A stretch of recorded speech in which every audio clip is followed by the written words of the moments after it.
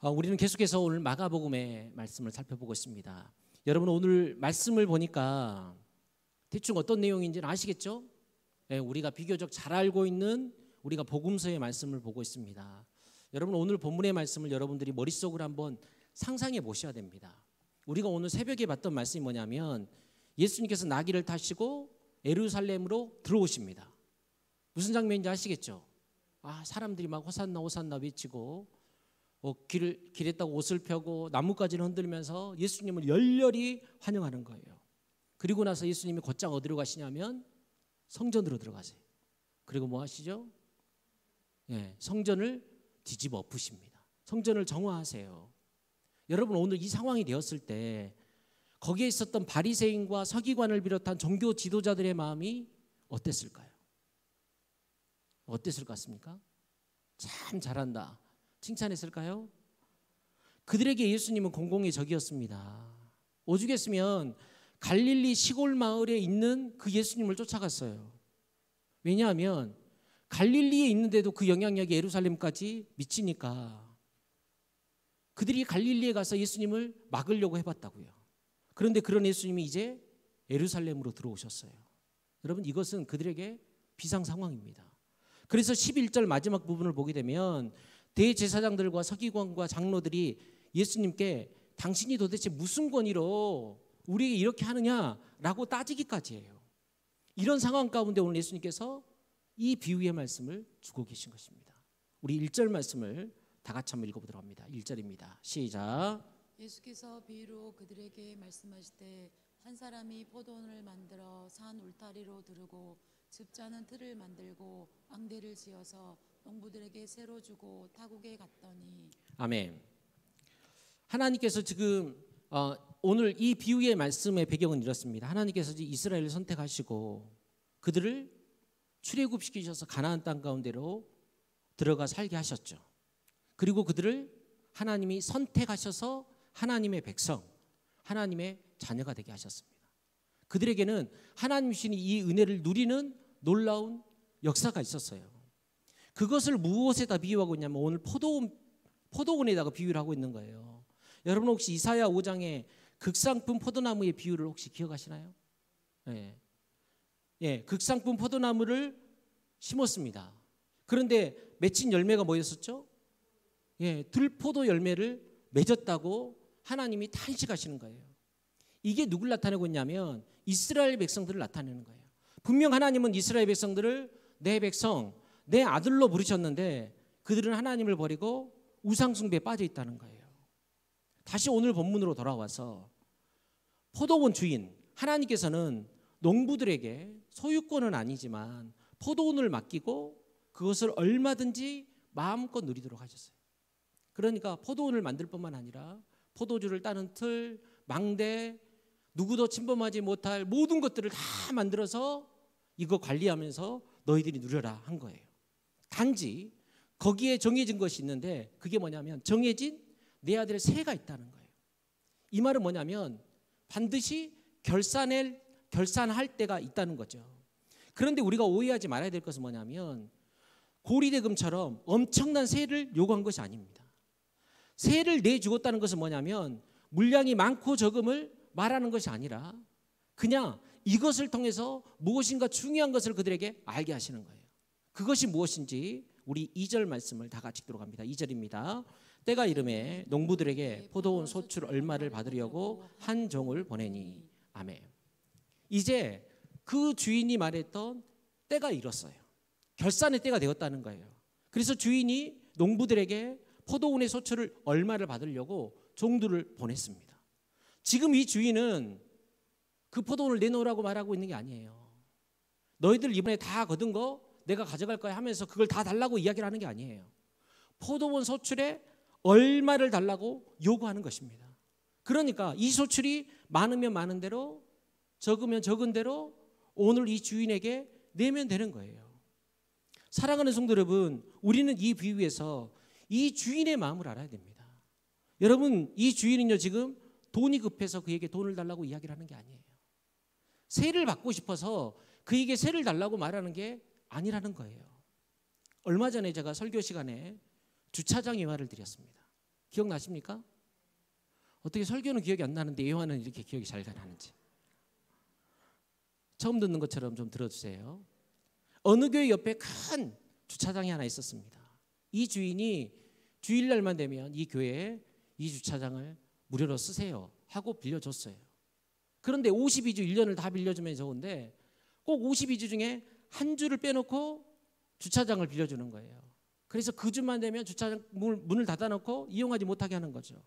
사람들이 처음에는 없던 주차장이 생겼으니까 처음에는 너무너무 감사했어요. 나중에는 불평하는 거죠.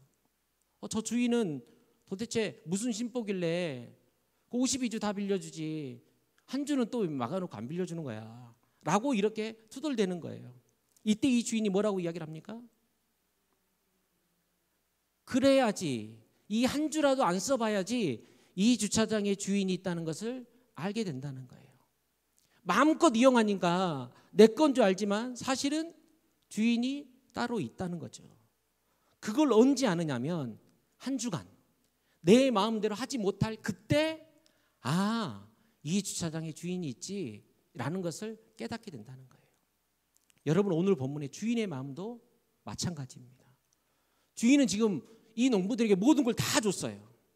포도원 소출이 얼마가 됐는지 간에 그것을 누리게 했다고요. 그런데 오늘 때가 되어서 오늘 주인이 자기의 종들을 보낸 이유는 뭐냐면 이 포도원에 주인이 있음을 분명히 알라는 거예요. 여러분도 이런 경우 있지 않습니까? 어떨 때는 인생이 내 마음대로 막 술술술 풀려가요. 야, 다 될 것 같아. 그런데 어느 순간 인생이 내 마음대로 되지 않아요. 옛날 같았으면 얼마든지 넘길 일인데 그 일이 이제는 내게 배고프기 시작하는 거예요. 그런데 그때 어떤 느낌이 드냐면 하나님이 내 인생에 꼭 브레이크를 잡는 느낌이 든다는 거예요. 여러분, 그때 우리가 기억해야 될 것은 뭐냐면 내 인생에 주인이 있다는 것을 아셔야 돼요. 인생이 내게 아니라 하나님의 손에 달렸음을 여러분 기억하라는 거예요. 여러분, 하나님이 돈이 없어서 우리에게 11조를 달라고 요구하시겠습니까? 여러분, 우리 하나님 가난하지 않으세요. 하나님은 이 11조를 드리게 하심으로 통하여서 우리에게 이 물질의 주인이 누구다? 하나님이시라는 것을 알게 하는 거예요.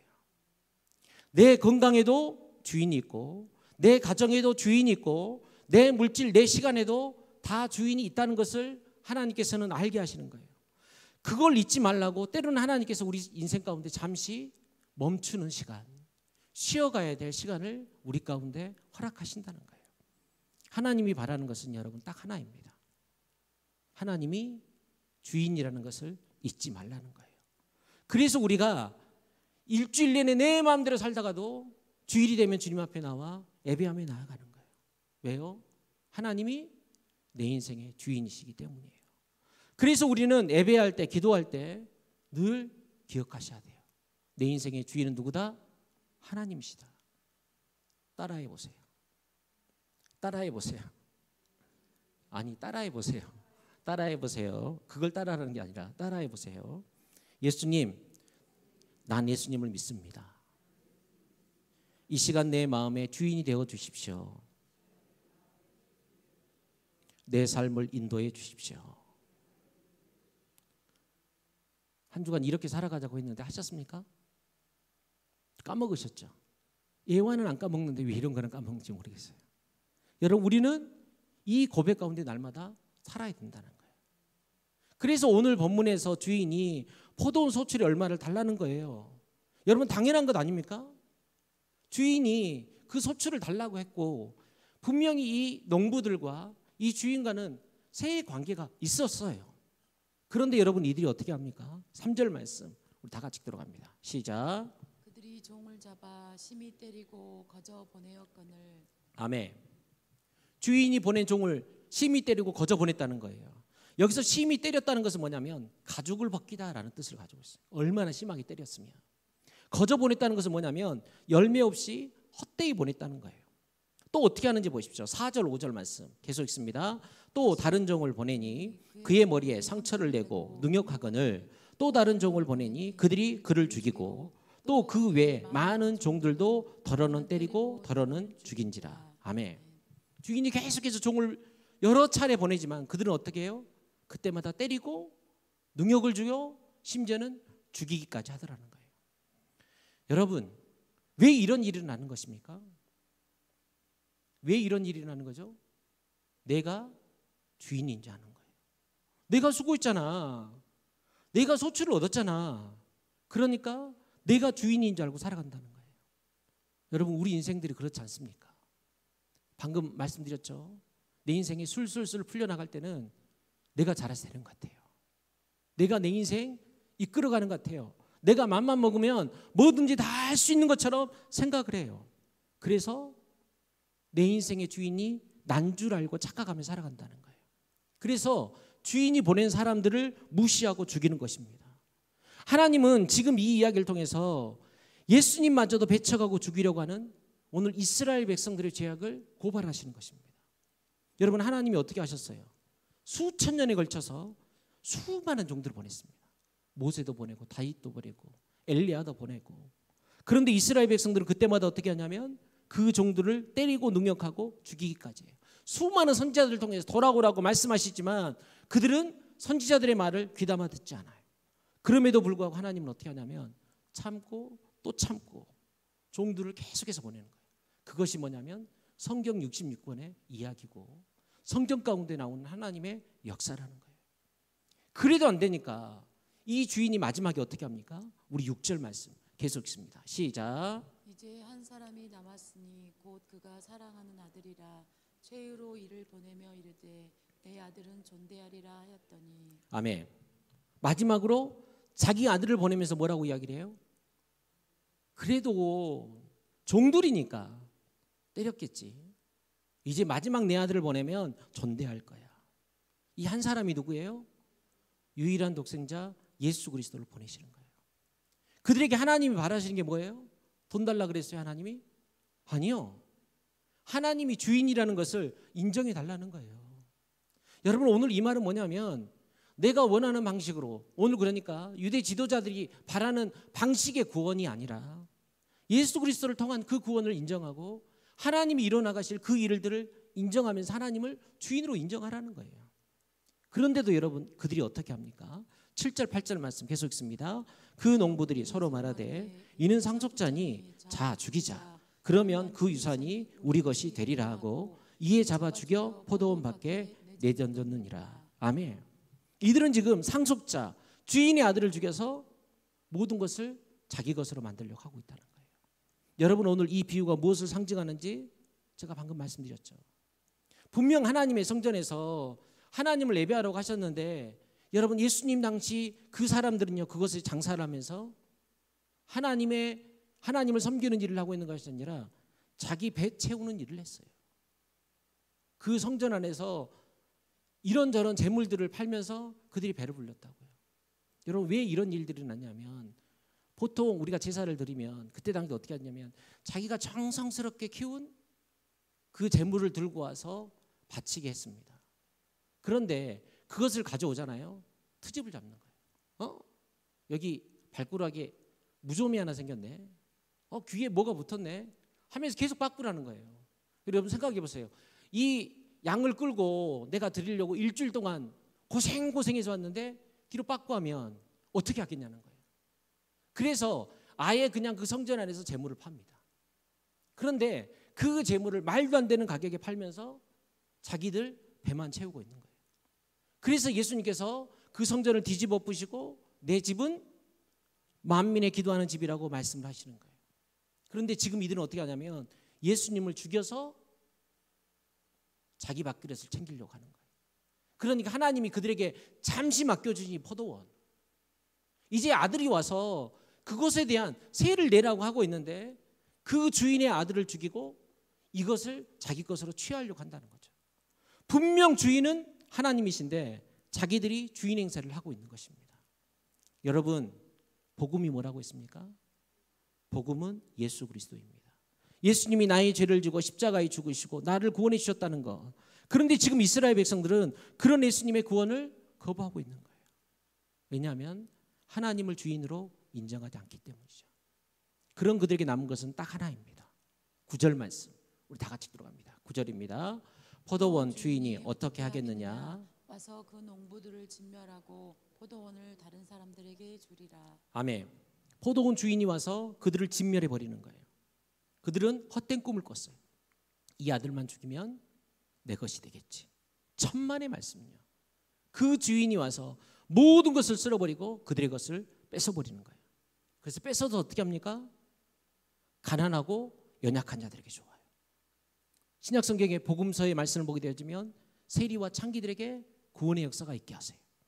구원받을 수 없는 이방인들, 저와 여러분들을 주님께서 구원해 내시는 거예요. 사랑하는 성도 여러분, 그래서 우리의 구원자는 예수 그리스도밖에 없고 복음은 예수 그리스도인 것입니다. 주일날 목사님이 말씀하셨죠? 다른 복음은 어떤 복음이다? 더하는 복음이다.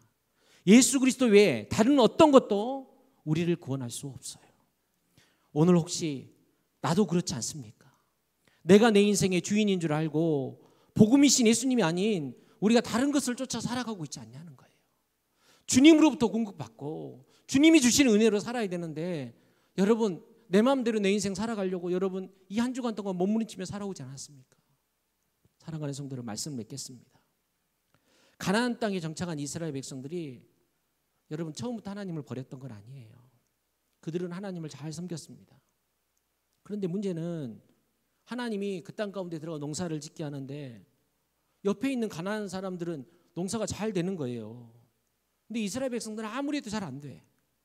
그래서 그 가나안 사람들이 물어봐요. 야, 너네들은 그렇게 농사를 잘 짓는데 여러분 비교가 안 되죠. 그들은 이제 애굽에서 살다가 광야 40년을 지내고 이제 들어와서 씨를 심고 그 농사를 짓는데 어떻게 그게 잘 되겠어요? 당연히 잘 안 되는 거죠. 그런데 그 가나안 사람들이 가서 물어봐요. 왜 너희들은 잘 되는데 우리는 안 되냐? 그때 그들이 하는 이야기가 뭐냐면, 야, 풍요를 주고 비를 내리는 신은 바알이야. 그 바알을 섬겨야 돼. 그러니까 그들이 하나님도 섬기고 농사를 지을 때는 풍요를 주는 바알도 섬기는 거예요. 여러분 혹시 우리는 아니겠죠? 오늘 나에게 어떤 상황이 와도 우리의 주인은 예수 그리스도밖에 없어요. 여러분 우리는 주님의 은혜로 살아갈 수밖에 없어요. 조금 내게 잡히는 게 적다 할지라도 여러분 우리는 주님의 그 은혜로 살아가는 것입니다. 누가 그런 삶을 살아갈 수 있냐면요, 하나님을 내 인생의 주인으로 모시는 사람입니다. 저는 여기 모인 우리 모든 성도들이 날마다 그런 삶을 살아가기를 간절히 소망합니다. 우리 시간 함께 잠깐 찬양하고 우리 기도했으면 좋겠어요. 오늘은 다 같이 기도하고 장례식장을 가야 되니까 우리 함께 가도록 하겠습니다. 우리 그 이름 비길 때가 어디 있나 우리 잠시 찬양하면서, 여러분 내 인생의 주인 예수 그리스도밖에 없어요. 여러분 이스라엘 백성들처럼 이스라엘 백성들의 상황이 충분히 여러분 이해가 되죠. 우리는 잘 안 되는데 저 사람은 잘 돼. 왜 잘 되냐고 물어봤더니만 방법이 있다는 거예요. 영한 내가 아는 점쟁이가 있는데 그 점쟁이한테 가서 물어보면 어디에 땅을 사야 되는지 무엇을 해야 되는지 다 가르쳐 준다는 거예요. 그래서 그 집 여자는 그냥 땅만 사면 그 땅값이 계속해서 올라가네요. 왜 그렇게 자녀들이 원서만 쓰면 잘 되는지, 하는 사업들마다 그렇게 잘 되는지 여러분 그때 안 흔들릴 자신 있으십니까? 나는 새벽마다 나와서 기도해도 안 되는데 그 집 여자는 잘 될 때 여러분 안 흔들릴 수 있겠냐는 거예요. 여러분 이스라엘 백성들이 그래서 점점점 하나님보다 바알을 쫓아가는 거예요. 왜냐하면 내게 풍요가 필요하거든요. 먹고 사는 게 필요하거든요. 왜냐하면 하나님을 내 인생의 주인으로 생각하지 않았기 때문이에요. 여러분 오늘 포도원 비유를 기억해 보십시오. 오늘 주인은 그들에게 포도원을 얼마나 거뒀냐고 묻지 않아요. 소칠이 얼마나 세를 달라고 하는 거예요. 잘 될 수도 있고 못 될 수도 있어요. 이것은 주인이 그들에게 누리라고 준 그냥 그거예요. 딱 하나만 기억하라고. 이 포도원의 주인은 누구다? 하나님이시다. 저는 우리 모든 성도들이 이 믿음을 가지고 어떤 상황 앞에서도 잘 될 수도 있고 잘 안 될 수도 있고 성공할 수도 있고 실패할 수도 있겠지만 어떤 상황 앞에서도 하나님만이 내 인생의 주인이라는 것을 믿고 그 하나님을 끝까지 바라보며 승리하며 나아가는 저와 여러분들이 되기를 주님의 이름으로 축복합니다. 우리 시간 함께 그 이름 비길 때가 어디 있나, 우리 시간 함께 찬양하며 나아갑니다. 그 이름 비길 때가, 그 이름 비길 때가 어디 있나. 셀 수도 없고 셀 수도 없는 귀하신 이름, 놀라우신 이름, 참되신 이름, 우리 다시 한번 찬양합니다. 그 이름 비길 때가, 그 이름 비길 때가 어디 있나. 셀 수도 없고 셀 수도 없는 귀하신 이름, 놀라우신 이름, 참되신 이름, 우리 주. 비탄에 빠진 가련한 영혼이, 비탄에 빠진 가련한 영혼이 슬픔의 안개 걷어치우고 즐거이 새 생명 새 힘을 얻어 쓰라린 삶. 우리 3절로 이렇게 고백합니다. 이 세상 모든 것이 없어져도, 이 세상 모든 것이 없어져 그 이름 오늘 더욱 빛나리. 내일도 영원토록 증거되며 찬란한 빛을 더욱. 3절 다시 한번 찬양합니다. 이 세상 모든 것이, 이 세상 모든 것이 없어져도 그 이름 오늘 더욱 빛나리. 내일도 영원토록 증거되며 찬란한 빛을 더욱 발하리. 아멘. 주 예수 이름 내가 생각할 때 내 마음속에 기쁨 넘치네. 우리의 소망 구원 되시는 주, 그 이름 비길 때 어디 있나. 주 예수 이름, 주 예수 이름 내가 생각할 때 내 마음속에 기쁨 넘치네. 우리의 소망 구원 되시는 주, 그 이름 비. 우리 마지막으로 고백합니다. 주 예수 이름 내가 생각할 때, 주 예수 이름